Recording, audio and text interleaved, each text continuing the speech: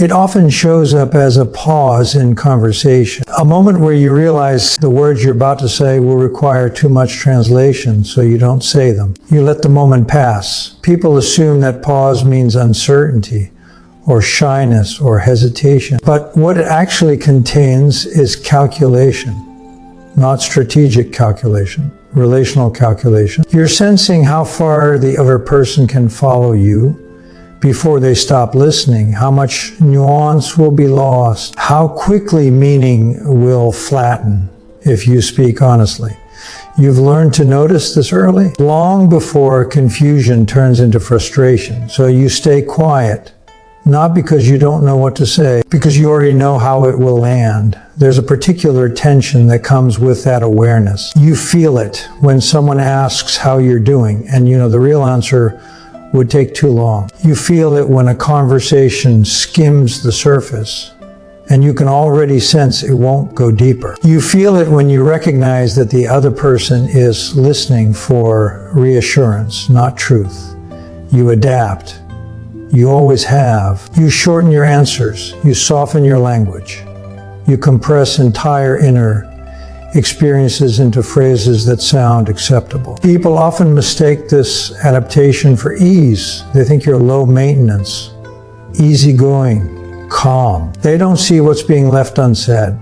They don't see how often you're translating yourself downward. It's a quiet contradiction you've lived with for a long time. You're deeply attuned to others, yet often feel unseen. You understand people quickly, yet feel misunderstood slowly. You can follow emotional complexity effortlessly, yet struggle to be met there. That contradiction doesn't feel dramatic. It feels normal. So normal that you stop questioning it for a while. You tell yourself that this is just how people are, that depth is rare, that not everything needs to be shared. And that's true, but it doesn't explain the ache that appears in certain moments. The ache of being known only partially. The fatigue of being the one who understands without being understood. The loneliness of realizing that connection feels asymmetrical. You notice how often conversations revolve around what's visible, what's practical, what's easy to articulate. You participate. But part of you stays slightly removed, observing, not judging, just registering what's missing. You've always been good at reading between the lines. You pick up on shifts before they're named. You notice when energy changes before anyone admits it. You sense when something is being avoided, even if the words sound friendly. This awareness isn't something you announce. It's something you live with. And living with it shapes how you move through the world. You don't rush into explanation. You don't assume people can follow your internal logic. You don't expect emotional reciprocity automatically. You wait, you test. You observe how much space someone has for what you actually feel. Most people never notice this process. They just experience you as reserved, thoughtful, quiet. They don't realize how active your inner world is while your outer expression remains contained. They don't see how much you hold back to keep interactions smooth. And when misunderstandings happen, they tend to happen quietly too. You say something and it lands flatter than you intended. You share a feeling and it gets minimized. You open up slightly and the response feels off, not wrong. Off. You don't correct it. You adjust. You tell yourself not everyone needs to understand everything. That being understood isn't a requirement for connection. And again, that's true. But it doesn't explain why certain interactions leave you feeling strangely tired. Why some conversations feel draining even when they're polite. Why you feel more like yourself when you're alone than when you're surrounded by people. You start noticing patterns. Who asks follow-up questions and who doesn't. Who stays present when things get nuanced and who changes the subject. Who listens to understand and who listens to respond. You don't keep score, but you remember. And remembering changes how much of yourself you offer next time. People might notice that you're selective, that you don't open up easily, that you seem private. They may even say they don't fully get you. And that comment lands differently than they expect because being misunderstood isn't new to you, it's familiar. You've learned to live alongside it. What surprises you isn't that people don't understand you. It's how rarely they realize that they don't.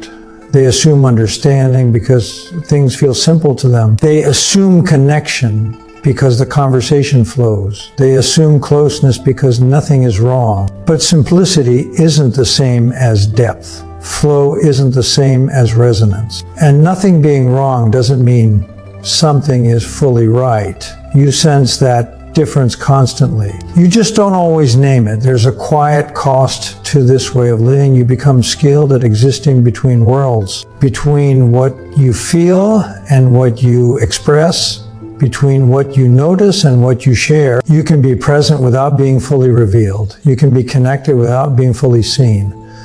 That ability looks like strength, and in many ways it is, but it also raises a question you don't ask out loud. Why does understanding feel so rare when you offer it so freely? Why does connection feel incomplete even when nothing is missing on the surface? Why does being yourself sometimes feel like asking too much of the room? Those questions don't demand answers yet. They just linger, and beneath them is something even quieter, a realization forming slowly. Not about what's wrong with you, but about the nature of understanding itself, and why, for some people, it may never arrive in the way you once hoped it would. As time passes, you stop trying to correct the gap, not because you've given up, because you've learned something quietly. You notice how often people interpret depth as intensity, how quickly they confuse emotional presence with emotional display, how easily they mistake calm for emptiness. You don't argue with these interpretations, you let them exist. And in that letting, something shifts. You begin to realize that most people aren't misunderstanding you in the way you once thought. They're interpreting you through a framework that doesn't include what you're doing. They don't ignore nuance on purpose. They don't dismiss complexity out of malice. They simply don't register it. You start paying attention to how conversations move, how quickly people want resolution, how uncomfortable they become when emotions don't fit neat categories, how often they reach for labels instead of sitting with ambiguity. You notice how rarely people stay present when something can't be summarized easily. And slowly, the midpoint turns. What you once experienced as being unseen starts to feel like something else entirely. Not rejection, mismatch. You're operating on a frequency that doesn't translate cleanly into most social spaces. Not higher, not better, just different. You realize that understanding requires shared capacity, not shared intention. Someone can care deeply and still not be able to follow you where you live internally. Someone can listen attentively and still miss what matters most. Someone can want connection and still lack the space for emotional complexity. This doesn't make them wrong, but it does make full understanding unlikely. Here is the psychological truth in the final third. Most people will never fully understand empaths because empathy at depth isn't a trait. It's a mode of perception. You don't just feel emotions, you register subtext, you notice absence, you track shifts before they're conscious. Your awareness moves faster than language, and language is where most people stop. They understand what can be named. They relate to what can be explained. They connect through what feels familiar. But much of your experience lies before words, in pauses, in tone changes, in what doesn't quite add up. You're not asking others to feel what you feel. You're asking them to notice what they usually move past. And that's where the gap becomes permanent. Because noticing requires stillness, it requires tolerance for uncertainty. It requires staying present without resolution. Most people aren't trained for that. They're trained to respond, not to attune, to solve, not to sense, to move on, not to stay with what's unclear. So when they interact with you, they experience something they can't quite name. They may feel seen without knowing how, or uneasy without knowing why, or comforted without understanding the source. But when you try to reverse that process, when you hope to be met with the same depth, you encounter limits. Not because you're asking too much, because you're asking for something that requires a different internal posture. You begin to see that understanding isn't evenly distributed. It's not a moral achievement. It's not something everyone can access simply by wanting to. It's a capacity, and capacity varies. This realization doesn't make you bitter. It makes you precise.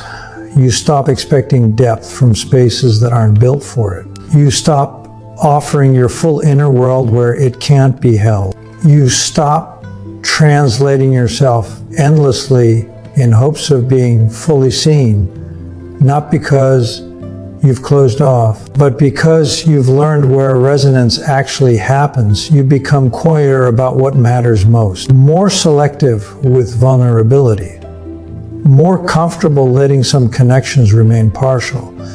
That selectivity isn't defensive, it's respectful. Respectful of your own inner complexity, respectful of others' limits. You no longer interpret misunderstanding as failure.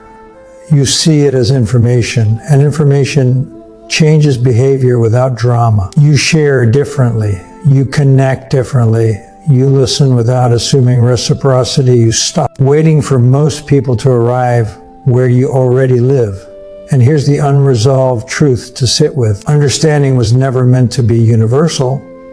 Depth isn't scalable. What you experience so naturally requires conditions that are rare, not because people are incapable, but because most lives don't require that level of attunement to function. Yours did, so you developed it. And now, you carry something that can't always be mirrored back. That doesn't mean you're alone. It means connection will be specific, not widespread, quiet, not obvious.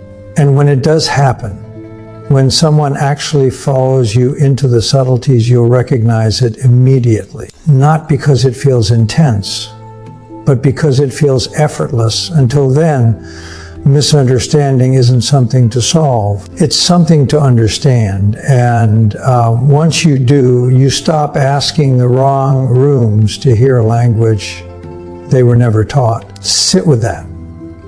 Not to accept it.